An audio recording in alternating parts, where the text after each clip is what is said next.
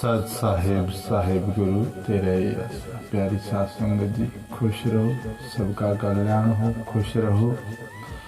आज सात संगत जी आप सबके लिए ये वीडियो जो बना रहे हैं, इस वीडियो में हम वो बताने जा रहे हैं कि जो कन्याएं हैं, छोटी बेटियां हैं, जो शादीशुदा नहीं हैं, उन बच्चियों के लिए ये वीडियो हमने तैयार किया है। ध्यानपूर्वक देखें, पूरा वीडियो देखें। जो भी बच्चियां पढ़ाई वाली हैं, अगर पढ़ाई करती भी है या नहीं करती हैं, उनके लिए हम एक नया वीडियो, ये जो सभी बच्चियों ने इसके लिए रिक्वेस्ट की थी कि गुरुजी हमें कुछ बताएं कि हमें कैसे स्वास्थ्य को ठीक रखना है, कि छोटी बच्चियों में बार बार स्वास्थ्य की दिक्कत आ रही है, तो ये क्यों आ रही है, हम ये बताना चाहेंगे आज इस वीडियो में।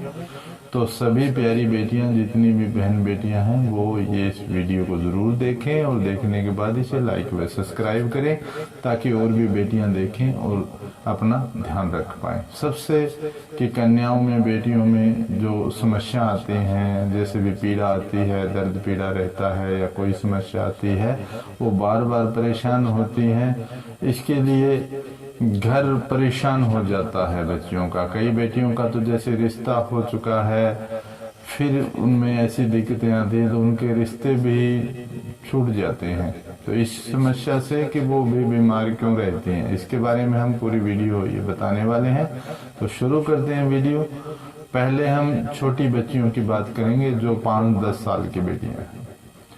जिन भी बहन बेटियों में जैसे कोई भी खाने की प्रॉब्लम, या जैसे शरीर में कोई भी जैसे खून नहीं बनना है, खाना पीना नहीं लगता है, या जैसे परेशानियां आती हैं, नींद नहीं आती है, शरीर सूखता जा रहा है, या परेशानी आ रही है, कोई चक्कर आ रहा है, दौरे आ रहे हैं, या जैसे भी कोई बहन बेटियों को मानसिक परेशानी होती है, छोटी बेटियों को, तो इसका कारण सबसे ज्यादा घर में पूजा का स्थल माना गया है। हमने ध्रुव जो साधना है पूजा पाठ द्वारा हमने सभी को बताया भी है। ये सभी ध्यान रखें कि जो भी बहन बेटियां हैं, जिनके घर में माता की पूजा होती है, सभी करते हैं करीबन, जो माता की पूजा नहीं करते या माता को घर में नहीं मानते, उनके लिए भी हम रिक्वेस्ट करते हैं, प्रार्थना करते हैं कि इस बहन को बाहर निकालिए।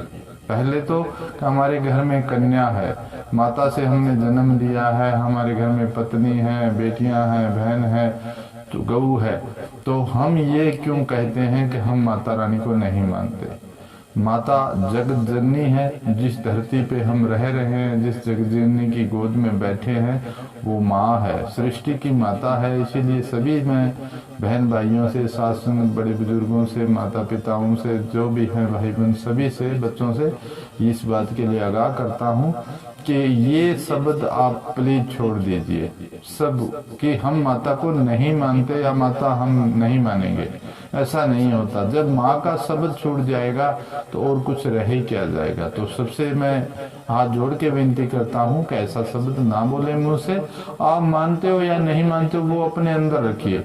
और दूसरी बात, जब भी किसी माता का मंदिर हो, जागरण हो, जैसी आपकी श्रद्धा हो, दीजिए और राम राम जय माता दी बोल कर निकल जाइए। मतलब क्या है कि उस बात को दूसरों के आगे अवगाह करने की जरूरत नहीं है, बुरा भला कहने की जरूरत नहीं है सबसे ज्यादा। तो मैं जिनके घर में भी छोटी बेटियां हैं, पूजा स्थल पर जो माता मानते हैं या नहीं मानते हैं, उन सब के लिए ये वीडियो है कि माता जो भी आप पूजा पाठ करते हैं घर में, जो आपने भोग लगाया, वो भोग जो बच जाता है वो आप कन्याओं को मत खिलाएं। कन्याएं जो भी खाती हैं, किसी का भी प्रसाद खा लेती हैं, उनमें संकट आ जाता है, प्रॉब्लम आ जाती है, ऐसी समस्याएं आ जाती हैं। साथ में अग्नि और जल को एक समीप मत रखिए, पास पास मत रखिए, क्योंकि छोटी कन्याओं में परेशानियां आती हैं। या पूजा घर को रसोई में मत रखिए, इन बातों से आपको बचना चाहिए। तो ये उन छोटी बच्चियों के लिए है। और जो बड़ी बेटियां हैं, जो 20 साल से ज्यादा बड़ी भी हैं या जैसे भी हैं, उन बेटियों के भी लिए है कि सबसे ज्यादा जो बहन बेटियां घर में व्रत पूजा करती हैं, सोमवार का रखती हैं, शुक्र का रखती हैं, जैसा भी मंगल शनि देव पूजती हैं, जो भी बहन बेटियां 16 सोमवार करती हैं, उनके लिए भी ये जरूरी है कि पहले तो उन बच्चियों को ये देखना है कि हमें पूजा किस तरह करनी चाहिए। अगर नहीं पता है तो किसी गुरु ज्ञान से पूछ लीजिए, और अगर आपको पता है तो उस विधि विधान से उसको पूर्ण कीजिए। उस व्रत को आप, जैसे 16 व्रत शिव जी के करते हैं, वो सुहागन के लिए होते हैं, जो कन्याएं भी करती हैं रिश्ते के बाद, तो उन बेटियों के लिए भी है कि उन व्रतों को पूजा में पूरी सामग्री के साथ उनको पूजा जाए, उजमा जाए, उनको बीच में नहीं छोड़ना है। अगर बेटी बीच में छोड़ देती है तो वो पूरी जिंदगी भर उस शिव शक्ति, उस परम शक्ति सो महाराज माँ पार्वती जैसा प्यार नहीं पा सकती, उसके घर में संसार में सुख नहीं होता, परेशानियां होती हैं। तो ये जरूरी है। और दूसरी बात, जो भी बहन बेटियां, मैं सभी से कहता हूँ, किसी के घर में रात है, जागरण है, जैसा भी है, तो छोटी कन्याओं को मत खिलाइए प्लीज। जो कन्याएं पूजा में बैठती हैं या पूजा में बिठाई जाती हैं, नवरात्रों में बैठी जाती हैं, उन कन्याओं का अलग से पूजन होता है, उसमें उनको दिक्कत नहीं आएगी। लेकिन आम तौर पर जो कन्याएं पूजा में नहीं बैठती हैं, हवन साधना में नहीं बैठती हैं, अगर आप उनको खिला देते हो, अगर आप उनको जैसे कुछ भी वो आपके घर में खाना खा लेती हैं, उसकी जो भी परेशानियां हैं वो उसमें घर में जाने के बाद उसमें आती हैं, वो परेशान होती हैं, क्योंकि उसके घर वाले माता को मानते नहीं है, उसने खा लिया और माता का अर्चन उसके साथ हो जाता है। तो प्लीज आप सभी से प्रार्थना है कि मैं नहीं कहता कि ये कन्याएं किसी के घर में भोजन ना करें, लेकिन भोजन उन्हीं के घर में करो जहां नवरात्र पूजा में कन्याओं को हवन द्वारा पूजन किया जाता हो, माता की सामग्री द्वारा उनका पूजन किया जाता हो, उन कन्याओं को कुछ लगवत नहीं होगा। ये ध्यान रखें। जो कन्याएं आते जाते किसी का प्रसाद खाती हैं या किसी प्रॉब्लम में पड़ जाती हैं, उनके लिए ये समस्या हो जाती है, तो उनका ध्यान रखें।